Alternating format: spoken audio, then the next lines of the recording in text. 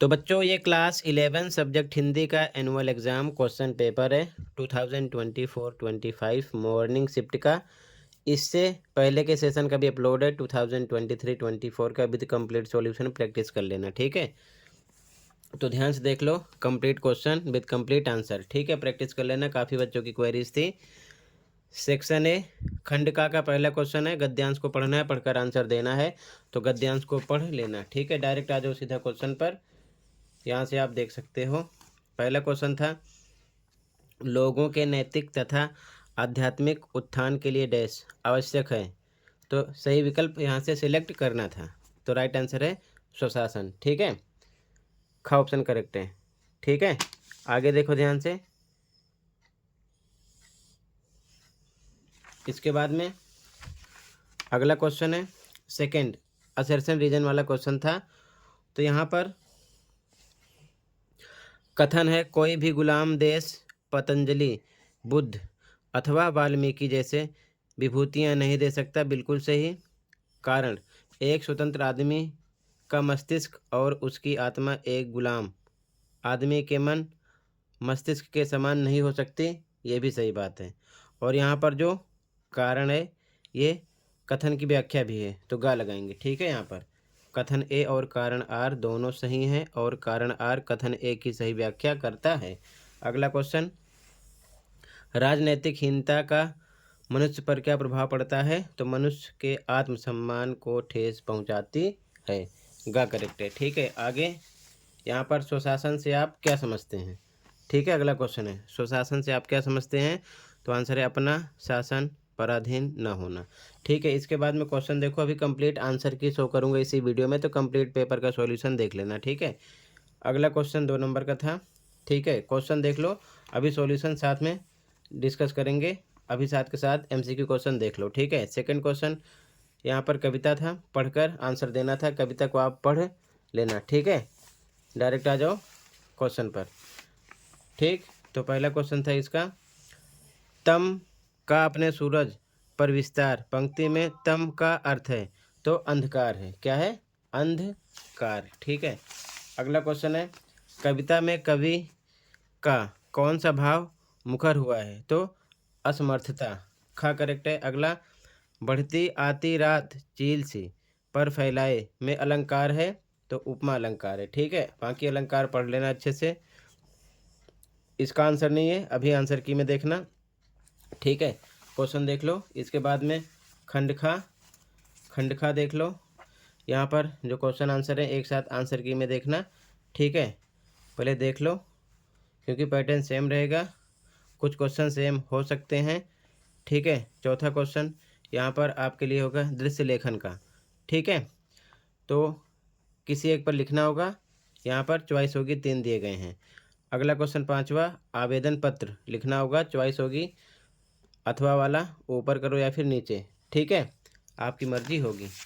आगे question number 6 यहाँ पर देख सकते हो 60 शब्दों में आंसर देना होगा, ठीक है। तो यहाँ पर एक प्रतिवेदन तैयार करने के लिए ऑप्शन होगा और अथवा में कार्यसूची तैयार करना होगा, दोनों में से कोई एक करना होगा। प्रैक्टिस कर लेना, भी आंसर देख लेना। अगला क्वेश्चन 60 शब्दों में आंसर देना होगा, क्वेश्चन आंसर होगा, ठीक है। यहाँ पर आगे देखो क्वेश्चन नंबर 8 एक काव्यांश फिर से मिलेगा, काव्यांश को पढ़ लेना, पढ़कर आंसर देना होगा। तो एमसीक्यू टाइप क्वेश्चन होगा यहाँ पर। जैसे कि पहला क्वेश्चन है 8वें का कविता में किसका आह्वान किया गया है। तो देशवासियों का। दूसरा मोम के बंधन से कवि का अभिप्राय है तो परिवार का मोह। अगला कविता की पंक्तियों में कौन सा भाव नहीं है। तो मार्ग से विचलित होने का, ठीक है, ये भाव नहीं है। अगला विश्व का क्रंदन किसका प्रतीक बनकर आया है। तो भारत की परतंत्रता का, ठीक है। अगला देखो कविता का प्रमुख स्वर है तो प्रेरणा और जागरण, ठीक है।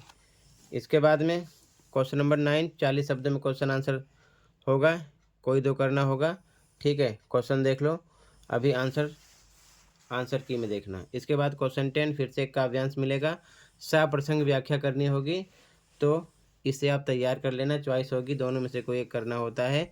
तो कई हेडिंग होती है, जैसे कि पहला होता है संकेत, फिर संदर्भ, प्रसंग, व्याख्या विशेष, इन सभी हेडिंग के अंतर्गत लिखते हैं, तो आप प्रैक्टिस कर लेना। क्वेश्चन नंबर 11 जो होगा गद्यांश होगा, पढ़कर आंसर देना होगा।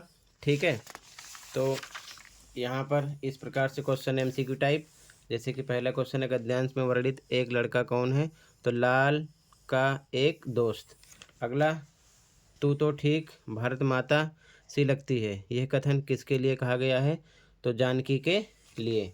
ठीक है, अगला, लड़के की कौन कौन सी विशेषताएं गद्यांश में वर्णित हैं, तो उपर्युक्त सभी, ये सारी बातें हैं। ठीक है, कि वह बहुत हंसौड़ है, वह खूब तगड़ा और बली दिखता है, वह हंसने में समूचे कॉलेज में फर्स्ट है। ठीक है, अगला, भारत माता के प्रति कौन सा भाव गद्यांश में मुखर हुआ है, तो अपनेपन का भाव। अगला, गद्यांश में विंध्याचल की साम्यता की गई है नाक से। ठीक है, आगे फिर से क्वेश्चन आंसर होगा, 40 शब्दों में आंसर देना होगा।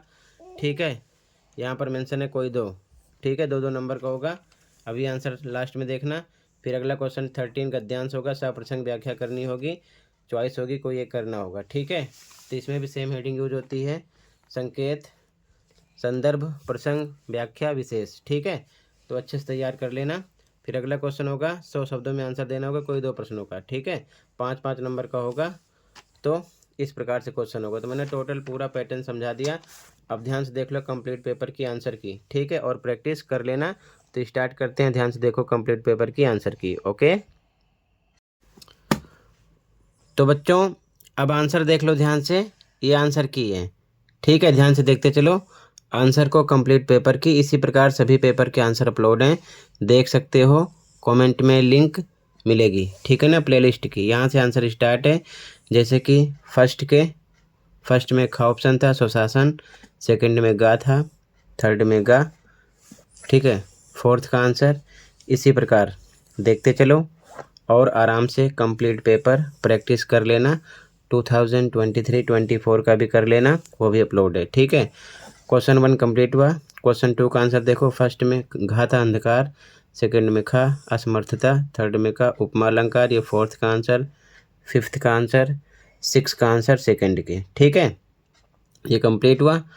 अब खंड खा स्टार्ट हो गया, क्वेश्चन नंबर थर्ड का आंसर, थर्ड में फर्स्ट का आंसर, सेकंड का आंसर, थर्ड का आंसर। ठीक है, क्वेश्चन नंबर थर्ड में है ये सब। ठीक है, ये सभी पॉइंट हैं, ध्यान से देख लो। इसके बाद में क्वेश्चन नंबर 4 का आंसर स्टार्ट हुआ, तो दृश्य लेखन था। तो यहाँ पर बताया गया कि विषय वस्तु का 2 मार्क्स मिलेगा, भाषा का 1, प्रस्तुति का 2।